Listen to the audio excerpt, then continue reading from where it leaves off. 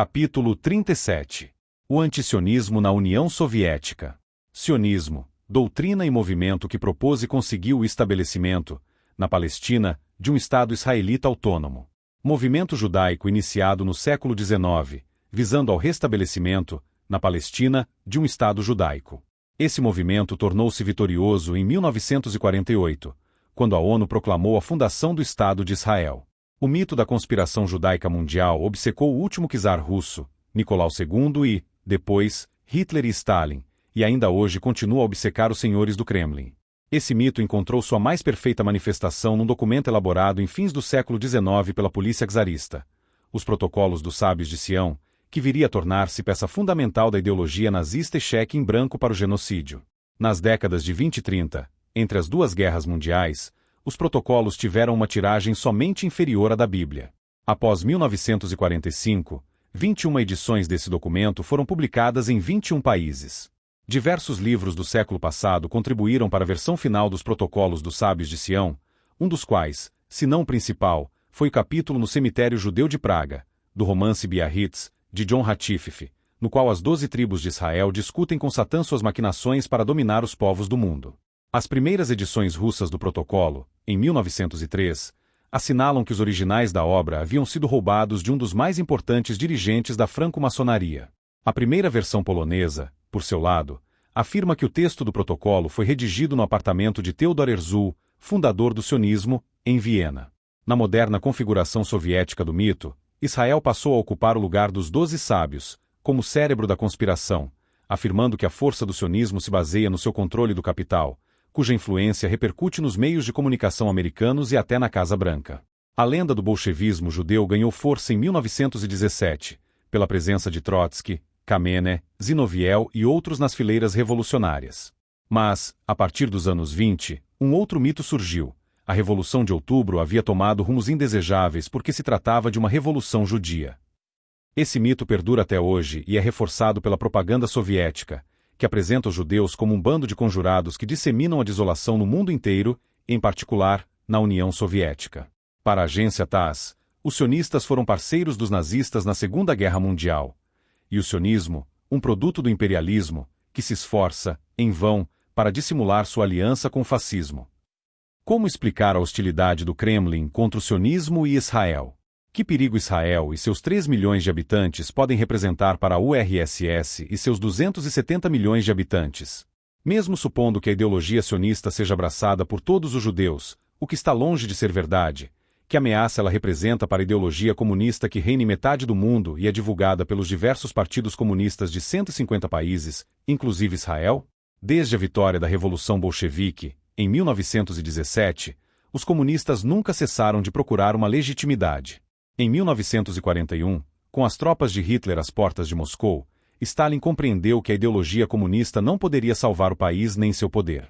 Assim, ao convocar a resistência, ele apelou para o patriotismo russo, não o soviético. Na ocasião, Stalin pediu também o apoio da Igreja Ortodoxa, esquecendo temporariamente os santos comunistas.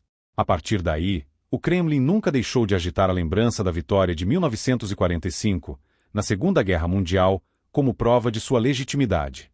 Mas hoje, para que essa bandeira possa continuar a ser agitada e a servir de base social, é preciso que o país se sinta ameaçado por um inimigo externo.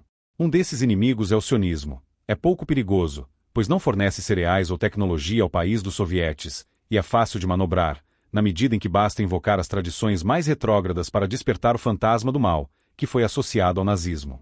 Graças à existência de 2 milhões de judeus soviéticos, ele pode ser apresentado internamente sob a forma ameaçadora de uma quinta coluna, externamente, como perigo neocolonialista, quando não imperialista, fez-se as relações de Israel com os Estados Unidos.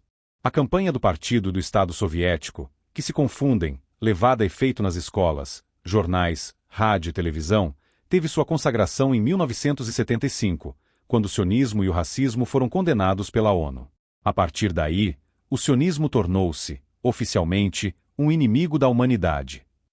Na fase atual, a tarefa da propaganda soviética é atribuir ao sionismo uma infraestrutura e uma logística capazes de representar uma ameaça crescente para o socialismo real. Segundo a revista O Combatente Soviético, publicação do Ministério da Defesa, destinada à educação dos jovens militares, O sionismo manipula as Brigadas Vermelhas, a Trilateral, dirigida pelo maçom americano David Rockefeller, e o Sindicato Solidariedade, na Polônia, onde todos os dirigentes obedecem às instruções secretas provenientes das lojas maçônicas sionistas. SIC. Foi a partir da Guerra dos 6 Dias, em 1967, no entanto, que a propaganda soviética encontrou seu caminho definitivo na campanha contra os judeus.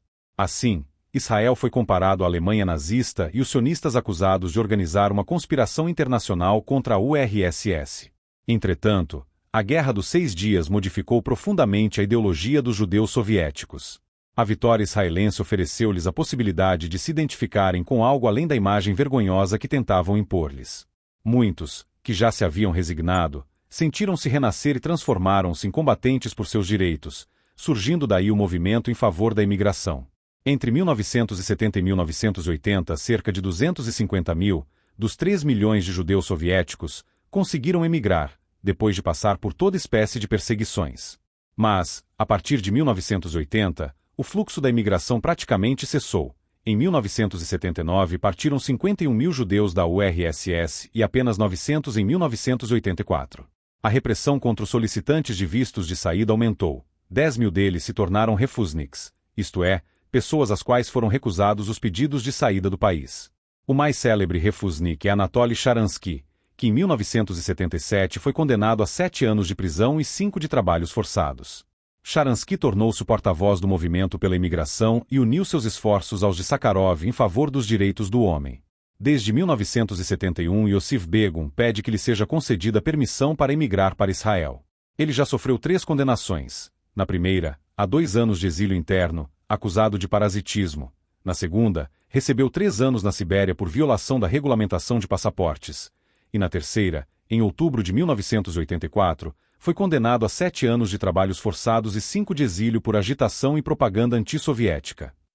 No total, foi condenado a penas que somam 17 anos por haver tentado emigrar e sua libertação está prevista para 1995. Mas não é o único. Uma centena de outros refusniks lotam hoje os campos e prisões soviéticos. Partir é o sonho de 400 mil judeus soviéticos. Todos eles possuem um convite enviado por suas famílias em Israel, documento que é necessário para dar entrada nos papéis de imigração. No entanto, os judeus relutam em utilizá-lo, por temor às represálias.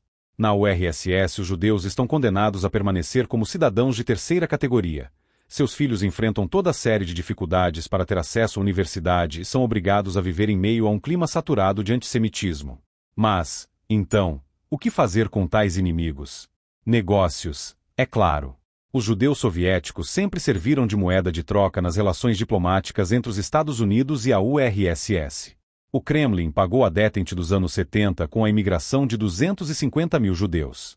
Para obter a assinatura dos Estados Unidos nos acordos SALT II, em 1979, em Viena, Brezhnev ofereceu a Carter 2 prisioneiros particularmente importantes, Eduard Kuznetsov e Mark Dinshitz, ambos condenados à morte no processo antisionista de Leningrado, em 1970. Hoje, após o início das negociações de Genebra e na perspectiva da conferência de cúpula entre Reagan e Gorbachev, o Kremlin então vislumbrava o momento de utilizar os seus judeus como moeda de troca. Sua venda pode significar um aumento considerável no fornecimento de tecnologia avançada, item fundamental para os soviéticos. Nessa transação delicada, judeus em troca de transferência de tecnologia, a posição americana não é confortável, considerando o lado humanitário da proposta soviética e o único sonho acalentado pelos descendentes de Trotsky, Kamenez e Noviel, que é o de partir.